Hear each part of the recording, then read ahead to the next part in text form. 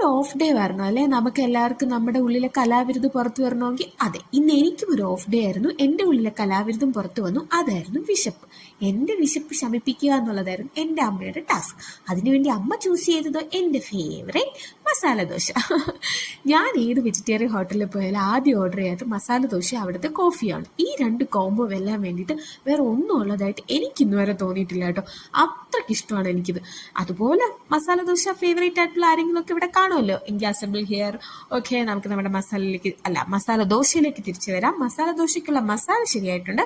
അപ്പം ഇനി അടുത്ത് നമുക്ക് ചൂട് കല്ലിലേക്ക് മാവ് ഇങ്ങനെ ഒഴിച്ച് അതിങ്ങനെ ചുറ്റി അതിലേക്ക് നെയ്യ് ഇങ്ങനെ ഒഴിച്ച് മുരുമുരാന്ന് വരുമ്പോൾ അതിലേക്ക് മസാല ഇങ്ങനെ വെച്ച് നല്ല ഭംഗിയിലേക്കാണ് ഇത് നീ മടക്കി നമ്മുടെ പ്ലേറ്റിലേക്ക് വെച്ച് തന്ന എൻ്റെ സാറേ. പിന്നെ ചുറ്റുമുള്ള ഒന്നും കാണാൻ പറ്റില്ല, ഞാനും ഒന്നും കണ്ടില്ല കേട്ടോ.